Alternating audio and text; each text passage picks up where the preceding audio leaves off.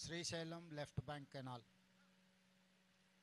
4000 క్యూసెక్కులతో 30 టీఎంసీలు నల్గొండ మహబూబ్నగర్ జిల్లాలకు నీళ్లు అందించడానికి 2005-06 సంవత్సరంలో ప్రారంభించి 2014 తెలంగాణ రాష్ట్రం వచ్చే వరకు దాదాపుగా 32 కిలోమీటర్ల టన్నెల్ను పూర్తి చేయడం జరిగింది.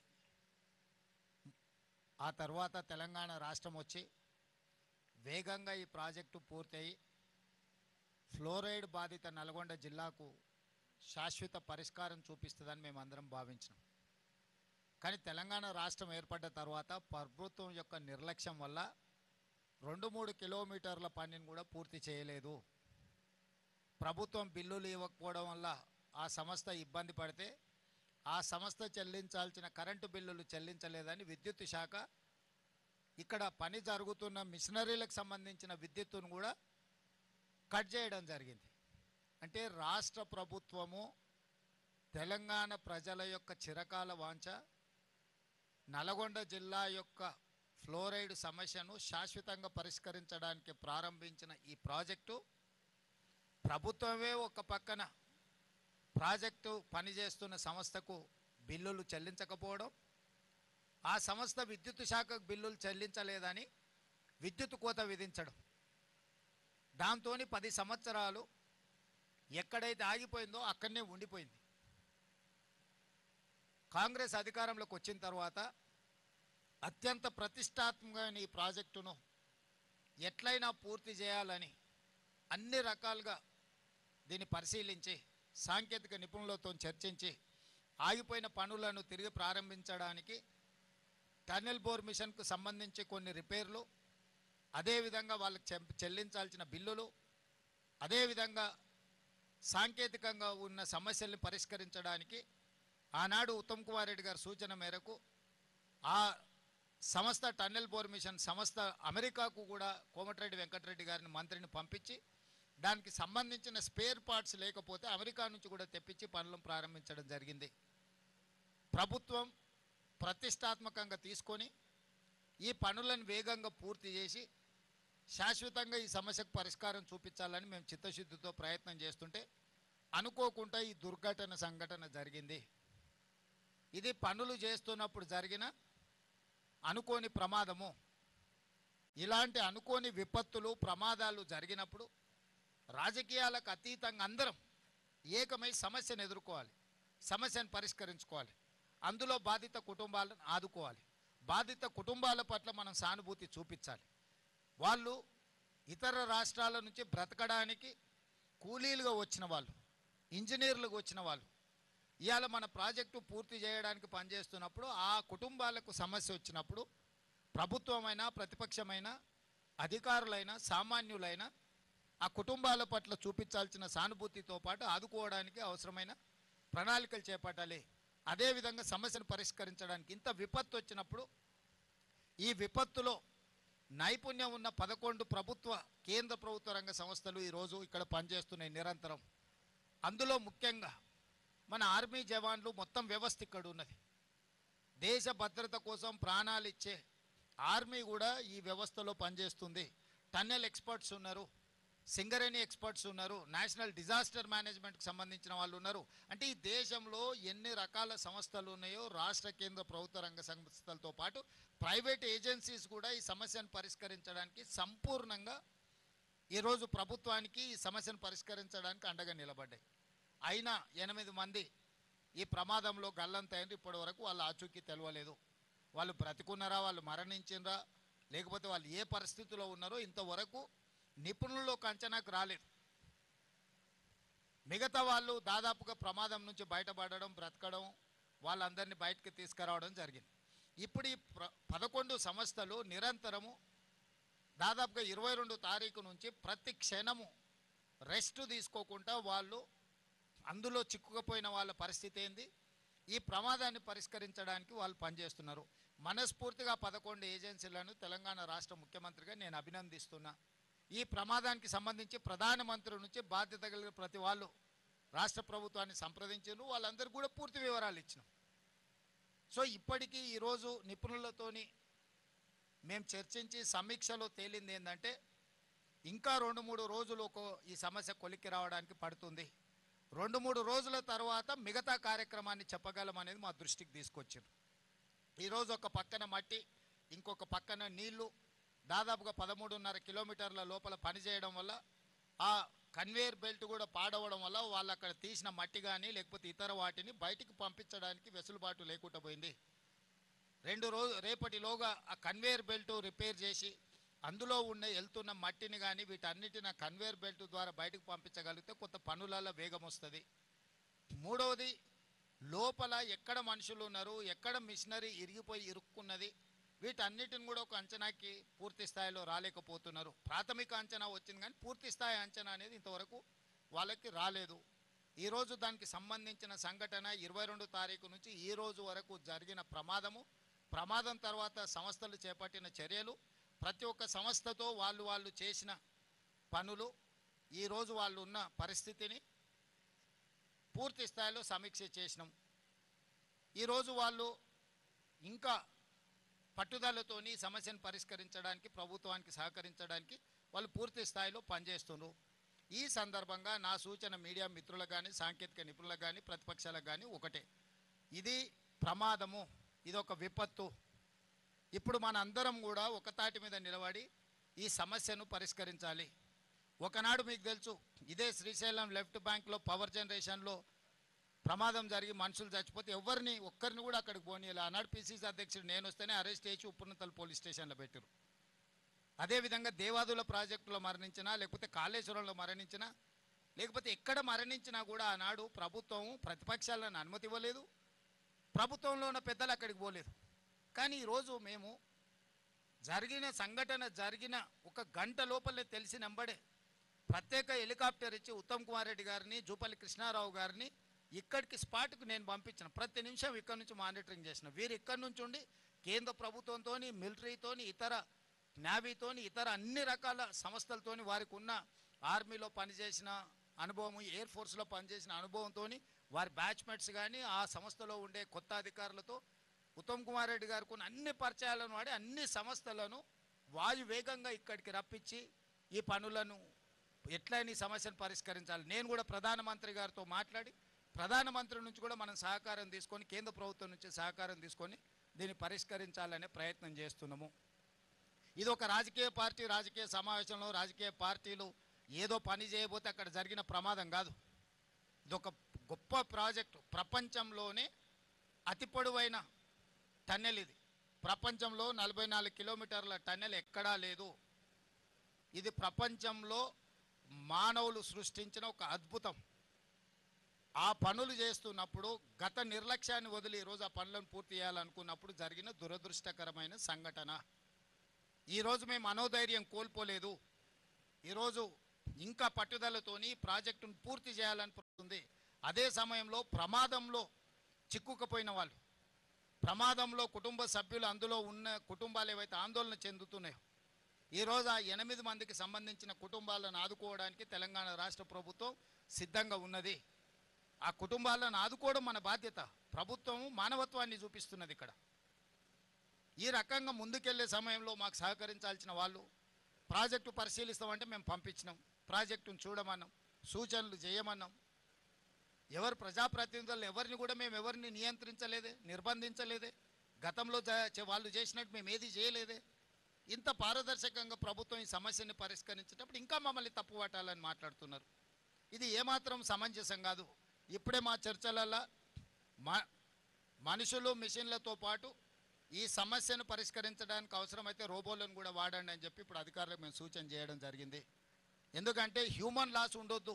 ఇంకా ఫర్దర్ ఈ ప్రమాదాన్ని పరిష్కరించే దాంట్లో ఎక్కువ లోపలికి మనుషులు వెళ్ళి పనిచేస్తున్నప్పుడు ఇంకేదైనా అనుకోని దుర్ఘటన జరిగితే ఎవరికి కూడా చిన్న దెబ్బ కూడా తగులొద్దు. ప్రాణాల సంగతి చాలా దూరం.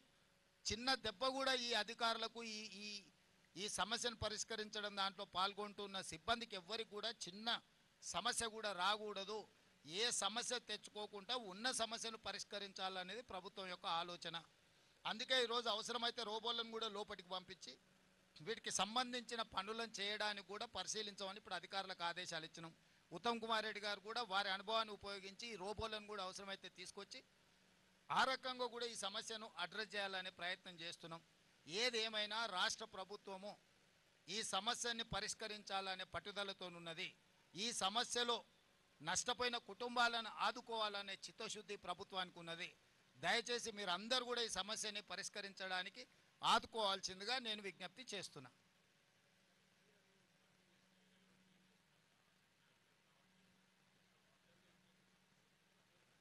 అంటే ఇప్పటివరకు ఎన్జిఆర్ఏ మార్క్ చేసిన దగ్గర ఎక్కడైతే బాడీ అంటే ఎక్కడైతే మనుషులు ఉండడానికి అవకాశం ఉందన్న దగ్గర ర్యాక్ మైనర్స్ తవ్వితే దాంట్లో మెకానికల్ ఎక్విప్మెంటే వెళ్ళింది. అక్కడ మనుషుల ఆనవాళ్ళు ఏం కనిపించలేదు. సో ఫర్దర్గా చేయాలనంటే అది ఉధృతంగా బురద వస్తుంది, నీళ్ళు వస్తున్నాయి, కొంచెం కొంచెంగా తొలగించాల్సి వస్తుంది. ఇప్పుడు మన కన్వేయర్ బెల్ట్ లేకపోవడం వల్ల వాళ్ళు తొలగించిన మట్టిని మనం పూర్తి స్థాయిలో బయటికి కదిలించలేకపోతున్నాం. అందుకే రేపటి సాయంత్రంలోగా కన్వేయర్ బెల్ట్ను ఫస్ట్ మనం పని చేసే విధంగా తెచ్చుకుంటే అప్పుడు మట్టి వేగంగా తొలగించడానికి వస్తుంది. మట్టి తొలగించిన తర్వాత మిషన్తో పాటు మనుషులు ఎక్కడున్నారు అనేది వెతకాలి. ఇప్పుడు టెంటేటివ్గా ఇక్కడ ఉండొచ్చు అని ఆనవాళ్ళని గుర్తించింది, కానీ నాట్ ఎగ్జాక్ట్లీ ఇక్కడ ఉన్నారు అనే స్పష్టత ఇంతవరకు రాలేదు. దాని మీద నిరంతరం నిపుణులు పనిచేస్తున్నారు. ఇది అంటే అత్యంత సంక్లిష్టాత్మకమైన సమస్య.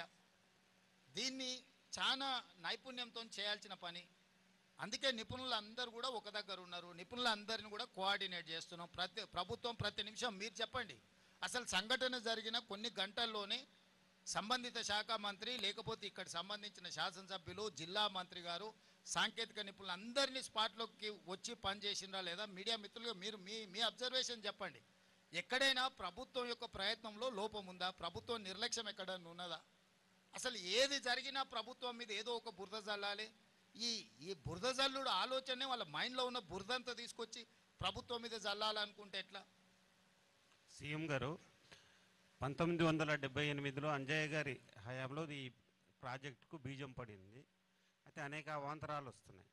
ఈ సంఘటన జరిగిన నేపథ్యంలో తిరిగి ఈ పనులు అంటే టీబీఎం మిషన్ ఆల్రెడీ కటింగ్ అవుతుంది, తిరిగి ఈ పనులను ఎంతలోపు మళ్ళీ పునరుద్ధరించగలుగుతామని మీ ప్రభుత్వ అంచనాలో ఉంది? మీ ప్రభుత్వ అంచనా ఏంటి? అబ్దుల్లా గారు, ఇది 2 సైడ్స్ నుంచి ఒకటేమో 23 కిలోమీటర్లు ఒక TBM tunnel bore machine drill చేయాలి, ఇంకొక సైడు 19.5 కిలోమీటర్లు.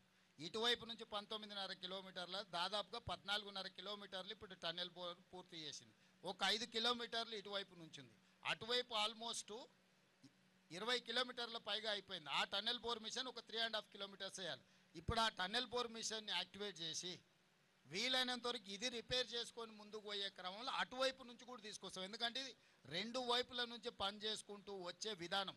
మిగతా ఎక్కడైనా టన్నెల్స్ ఒక సైడ్ నుంచి కొట్టుకుంటూ ఇంకొక సైడ్కి వెళ్ళిపోతారు.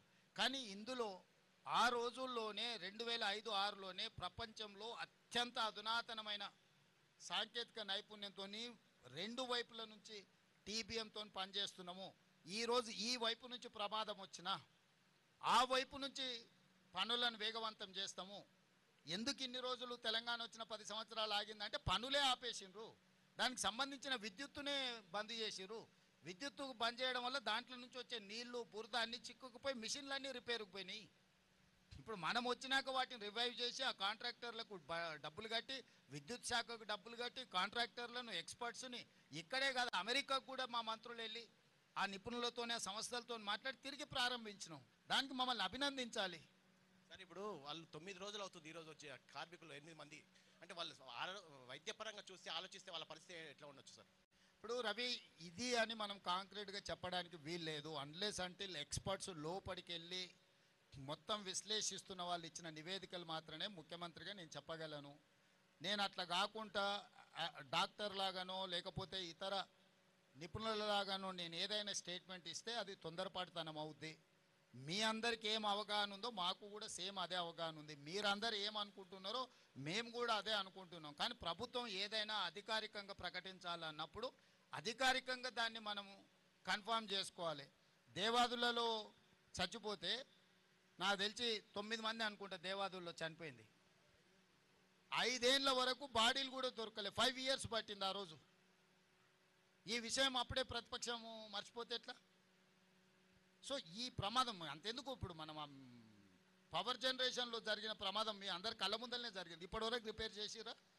ఇప్పటి నుంచి ఇక్కడి నుంచి ఇక్కడికే తీసుకెళ్తాను నేను. ఒకసారి చూడండి మీరు, ఇన్నేళ్ళైనా వాళ్ళు ఆ తర్వాత కూడా చాలా సంవత్సరాలు ఉన్నారు కదా, కనీసం వచ్చానో చూసినా ఈ రోజు వరకు వాళ్ళు రిపేర్ కూడా చేయలే. సో ఇప్పుడు ఏదైనా ప్రమాదం అనేది దురదృష్టకరం. ఈ ప్రమాదాన్ని పరిష్కరించడానికి, ప్రమాదం మీద పూర్తి వివరాలు అందించడానికి నిపుణులు ఉన్నారు.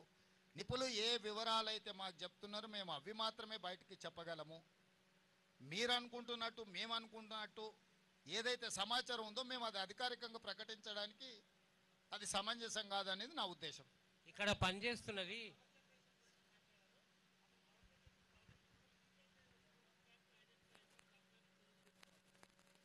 ఇప్పుడు ఆ పవర్ జనరేషన్లో ఉన్న సమస్యల్ని జనరేషన్ వాళ్ళకి చెప్పినాం. భవిష్యత్తులో అట్లాంటి ఉత్పత్తి కాకుండా ఇమ్మీడియట్గా వాళ్ళకి సూచనలు చేసినాము. సో నేను అనేది ఏంటంటే, అదేమో మ్యాన్మేడ్ మిస్టేక్, ఇదేమో ప్రకృతి వల్ల జరిగింది. అంటే ఇది ఇది ఇది ఒక సంఘటన, దురదృష్టకరమైన సంఘటన. ఇక్కడ రాజకీయ పార్టీలు లోపలికి పోయి నిర్లక్ష్యం వల్ల జరగలేదు. పని చేస్తుంటే పనిలో భాగంగా ఈ ప్రమాదం వచ్చింది. సాంకేతిక నిపుణుల నిర్లక్ష్యమో, ప్రభుత్వ నిర్లక్ష్యం ఉండి సంఘటన జరగడం వేరు. సాంకేతికంగా అక్కడ సడన్గా ఒక ఇన్సిడెంట్ ఆర్ ఒక యాక్సిడెంట్ అయింది. ఇప్పుడు మనం ప్రతిరోజు కారు నడుపుతూనే ఉంటాం, ప్రతిరోజు మనం జాగ్రత్తగా పోతూనే ఉంటాం. అనుకోకుండా ఎవరన్నా ఎదురుగా వచ్చి వాళ్ళని తప్పించడానికి పోయి మనం చెట్టు కుద్దినాం అనుకో, తాగి నడిపి ప్రమాదం చేసేటోడికి, ఎవరినైనా రోడ్డు మీద అడ్డం వచ్చిన వాళ్ళని తప్పించడానికి పోయి చెట్టు కుద్దుకున్న వాడికి రెండు ప్రమాదాలే. ఏ ప్రమాదాన్ని ఎట్లా చూస్తావు? కాళేశ్వరం ప్రమాదం అనేది తాగి బండి నడిపి ప్రజల్ని గుద్దినోని విధానం అయితే, ఇది ఎదురుగొని వచ్చిన మనిషిని బ్రతికించడానికి చేసిన ప్రయత్నంలో పోయి చెట్టు గుద్దుకున్నది. ఈ రెండు ప్రమాదాలకు ఉన్న తేడా ఇది. ఈ తేడా మరి హరీష్ రావు గారికి అర్థమవుతుందా అర్థమవుతలేదో నాకు తెలియదు. ఇక్కడ పనిచేసేది ఇతర రాష్ట్రాల కూలీలే, చిక్కుకున్నది వాళ్ళే. ఈ రాష్ట్ర ప్రభుత్వం తరఫున ఏమైనా వాళ్ళకి ఏమైనా ఇంకా టూ ఎర్లీ టు సే. ప్రభుత్వము ఆ కుటుంబాలను ఆదుకుంటుంది, దాంట్లో ఎవరికి ఎలాంటి అనుమానాలు అక్కర్లేదు. ఆ కుటుంబాలకు భరోసా ఇస్తున్నా నేను తెలంగాణ రాష్ట్ర ముఖ్యమంత్రిగా. డెఫినెట్గా ఆ కుటుంబాలను ప్రభుత్వం ఆదుకుంటుంది. అది సమయం, సందర్భం, ఎప్పుడు, ఏ విధంగా అనేది కార్యాచరణ తీసుకొని ముందుకు వెళ్తాం.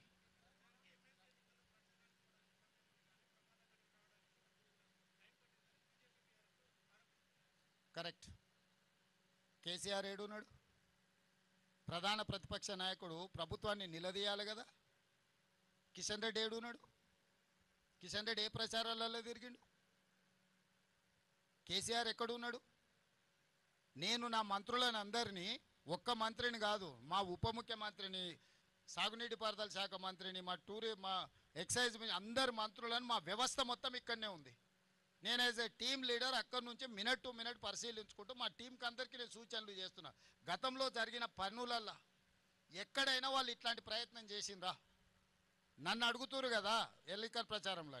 హరీష్ రావు గారు దుబాయ్లో పోయి దావతులు చేసుకోలే. హరీష్ ఏడున్నాడు ప్రమాదం జరిగినప్పుడు?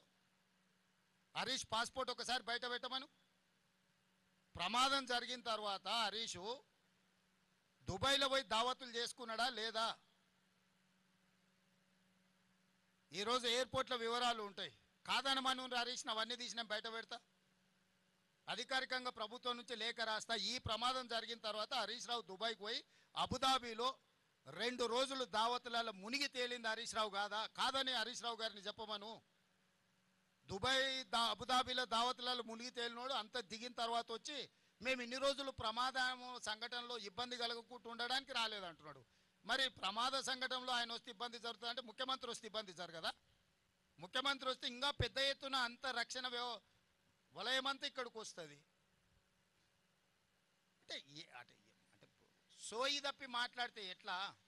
నేను విమర్శించదలుచుకోలేదు, నేను అట్లాంటి మాటలు మాట్లాడదలుచుకోలేదు. నా పాయింట్ సింపుల్.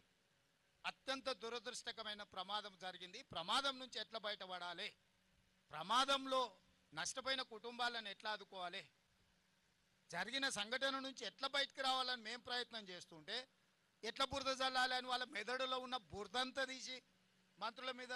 ఉత్తమ్ కుమార్ రెడ్డి గారు నాకంటే ఎక్స్పర్ట్.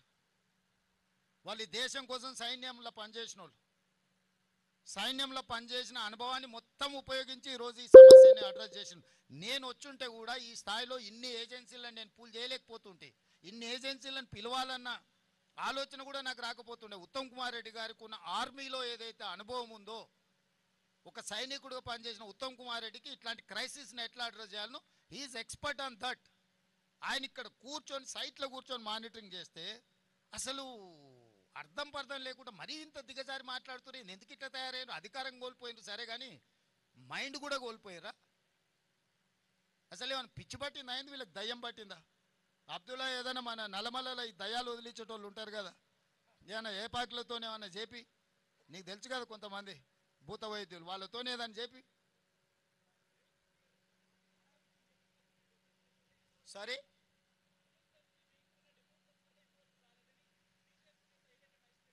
ఏమంటుండో